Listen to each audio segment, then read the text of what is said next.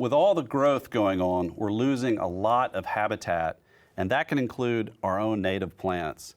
The loss of those plants impacts the welfare of our bees and our butterflies and birds and a whole other bunch of critters. Ashley Landry, the founder and project manager of the Native Plant Rescue Project, jumped in to save them. So welcome, Ashley. It's wonderful to see you. It's wonderful to be here. Thank you. Wonderful. How did you get involved with Native Plant Rescue?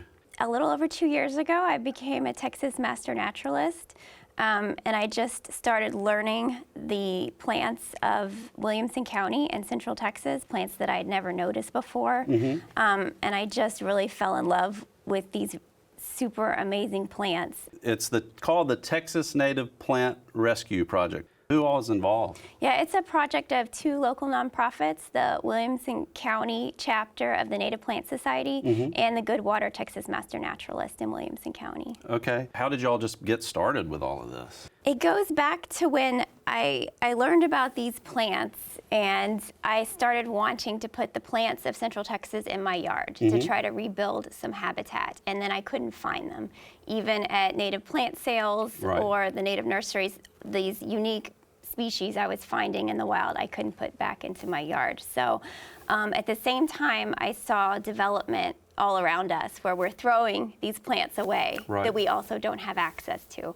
So I really felt called to bridge that gap and see what we could do to take this thing that we're throwing away that we desperately need at the same time. And so I created the Native Plant Rescue Project. That's wondering, how long ago was that? Last year. Last year, so it's a little over a year squeaky now. new.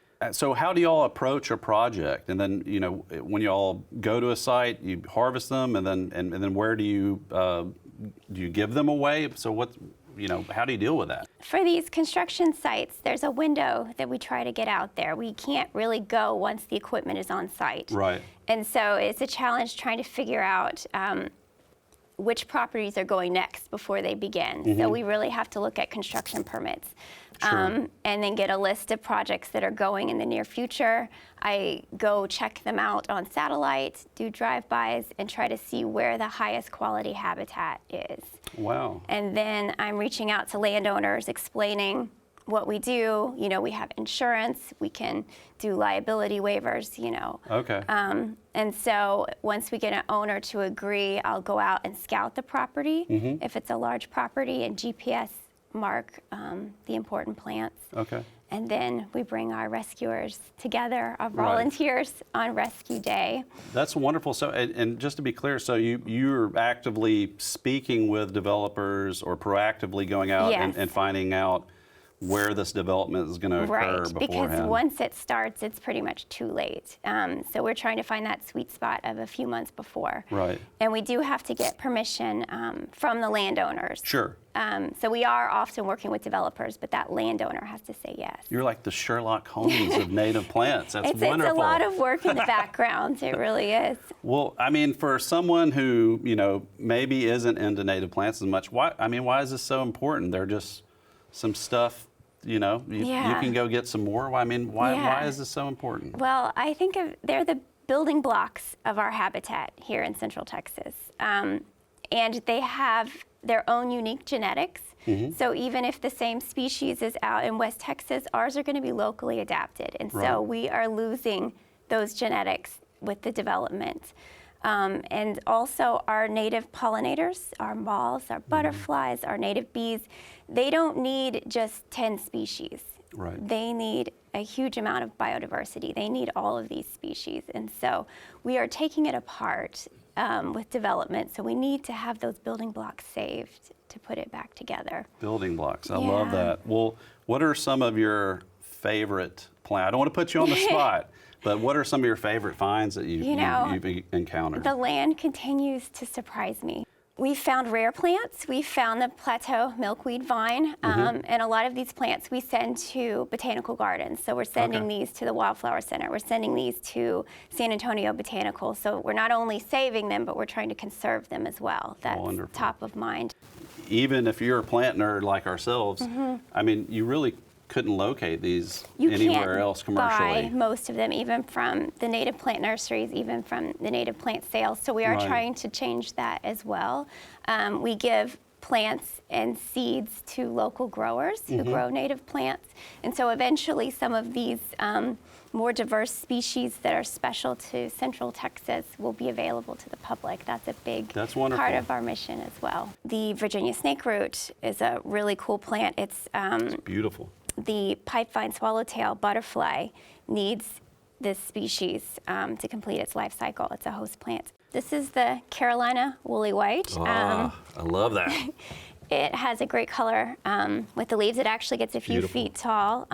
It's fairly common, but you can't buy it right now. I love it as a landscape plant. This is Texas India mallow, and it's nice because it can grow in part shade as well as just full sun. A very common ranch plant, the snow on the mountain, and this is one of our milkweed vines. It's a taliote. There's just hundreds of different species out there. Yes, well, I mean, I think it's, we tend to look at the landscape and see a bunch of green, but there really is so much diversity, and these, again, might not be necessarily what considered the most striking, but they're, to your point, they're very important for habitat consideration. How can landowners get in touch with you, though? Several different ways. The best way is probably the Williamson County Native Plant Society website. So there's a contact form. We also have an Instagram presence, and they can reach out to me through Instagram. I'm a follower. Yes. And others, I mean, if it's landowners, if people want to volunteer and help with this wonderful work, how would they get in touch with you as well? So right now we're encouraging people to get in touch with their local chapter of the Native Plant Society. I am based in Williamson County, but we are working on spreading this program to other chapters. So especially if they want to get involved in maybe leading this project for whatever location they're in. We really would like to see this all over the state of Texas. That's great. So you're wanting to expand outside of Williamson County. You're just statewide. There's plants that need rescuing everywhere. We have special species everywhere. So yeah, we really want the flora of Texas backed up. We want the seeds, we want the plants, make sure that we have these things in conservation. Sure. And to be clear, you're not just harvesting or saving, I should say, plants. Yeah. You're looking at seed collection as well? Yes, and plant rescue is exciting, but seed rescue is more important. Yeah. It's easier. You can bank the seeds, you can store them for a long period of time. Sure. Your growers actually prefer seeds. When we're putting these plants in our school gardens, we don't want to grow them from seed. We want to just be able to transplant them into the school garden or our community pollinator gardens. So we do a lot of that. But as far as conservation work and the growers, they'd rather have seed. Sometimes our growers are taking the plants, growing them out for seed, and then, propagating them that way or through cuttings. But yeah, seeds are very important. Okay. And then I just want to wrap up with the Native Plant Week is in the 3rd October we talked about, and why is that? Well, in Texas, the fall is a great time to plant. You get more rainfall and the temperatures are a little milder, so it's a great time to plant.